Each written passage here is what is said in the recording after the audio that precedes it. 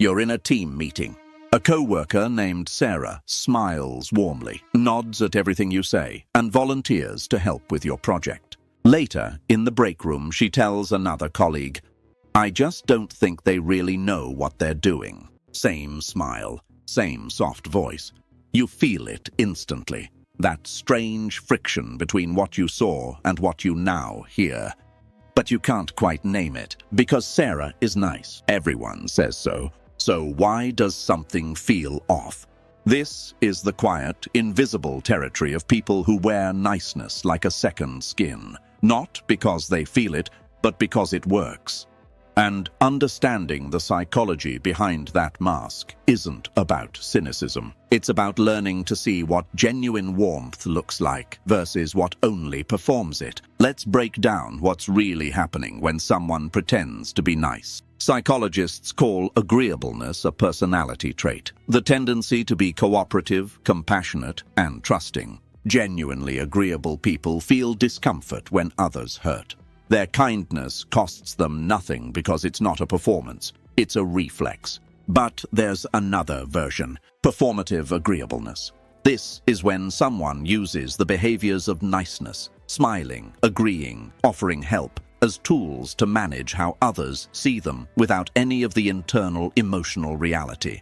Think of it as social camouflage. The person blends in by mimicking warmth, but underneath, their goals are different. Control, status, safety, or simply avoiding conflict. Here's a simple way to picture it. Imagine two people holding an umbrella over you in the rain. One does it because they hate seeing you wet. The other does it, so you'll remember they held the umbrella. Same action, completely different engine. Humans learn social behaviors through reinforcement. You smile, someone smiles back. You help, someone thanks you. Over time, your brain links niceness to positive outcomes. For most people, that reinforcement also builds genuine empathy. They start to feel good when others feel good. But for a subset of people, often those with high social anxiety, narcissistic traits, or early conditioning around conditional love, niceness becomes purely transactional. They learn that being nice gets them things: approval, safety, favors, reputation. The reward never transforms into genuine care. It stays a strategy. Think about a child who only receives affection when they're polite and quiet. They learn kindness is the price of love. As adults, they may become exquisitely nice, but inside there's resentment, exhaustion, or detachment. They're not warm, they're compliant. And compliance is not the same as kindness. Micro scenario. At a dinner party, one guest asks everyone about their lives, laughs at every joke, and clears the plates without being asked. Later, in the car, their partner says, "You seemed tired." They reply, "I can't stand any of them. But if I'm not nice, they'll talk about me." That's performative agreeableness in action. Awareness takeaway. Pay attention to what happens after someone is nice. Do they seem relieved the performance is over? Do they complain about the people they just helped?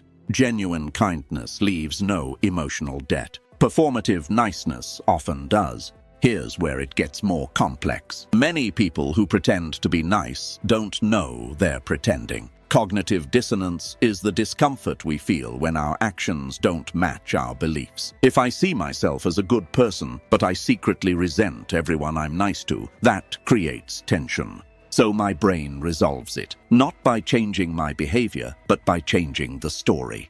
I'm not pretending. I'm just polite. I don't actually dislike them. They're just exhausting. Being nice is the right thing to do.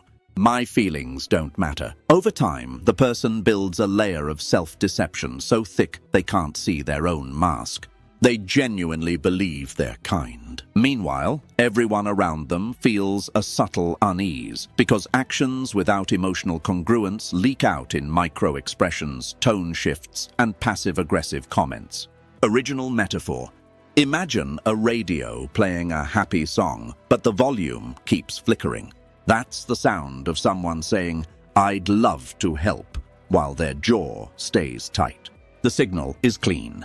The static underneath tells the real story. Micro scenario. A friend always offers to listen to your problems, but when you talk, they glance at their phone, finish your sentences, or give advice that feels dismissive. If you ask, "Are you okay with this?" they look genuinely confused. Of course, I'm a good listener. They're not lying. They believe it.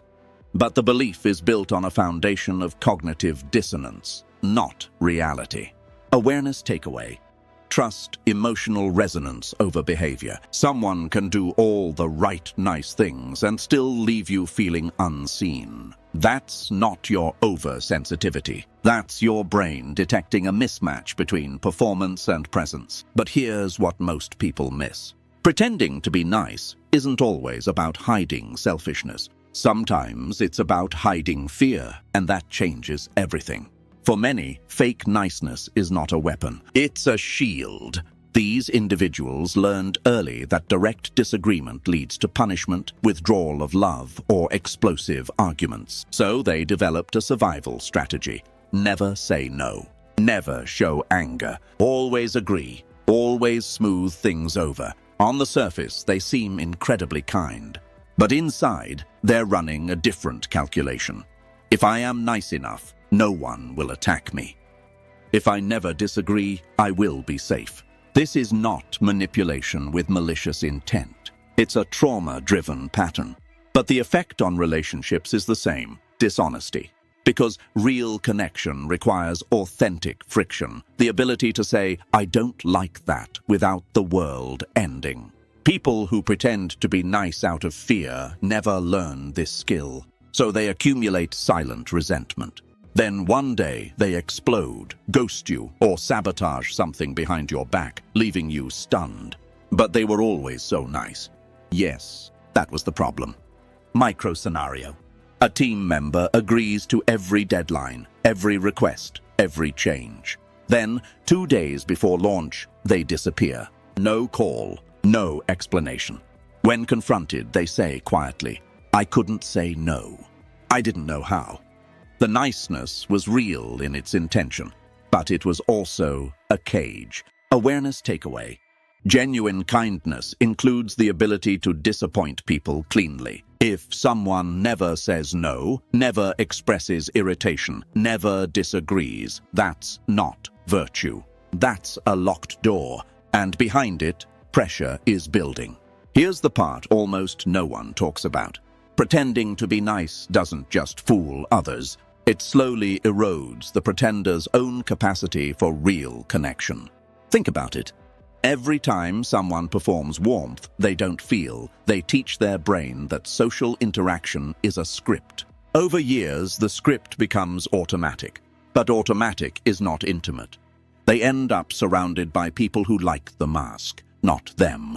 And they can never take the mask off because they're terrified of what's underneath, the exhaustion, the resentment, the loneliness of never being truly known. So they double down, nicer, smoother, more agreeable, and the gap between their performance and their inner world grows wider.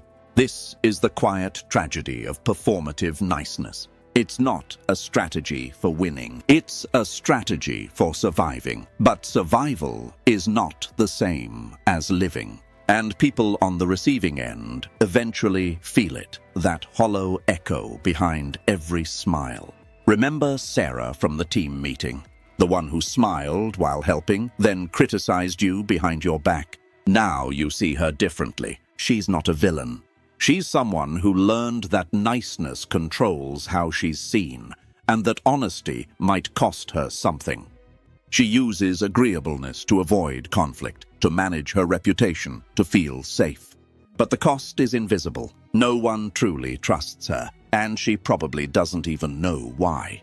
The next time you feel that subtle friction, someone's warmth that doesn't quite land, words that feel rehearsed, a smile that doesn't reach their eyes, don't dismiss it. Your brain is doing something intelligent. It's detecting the difference between kindness as a feeling and kindness as a function. One connects, the other manages. Here's something worth sitting with. Think about the last time you were nice when you didn't feel it. Not because you had to be, but because you were afraid of what would happen if you weren't. Was that kindness? Or was it a mask you put on for your own protection? And here's the deeper question, one that doesn't judge, only asks. If you took the mask off, who would still stay?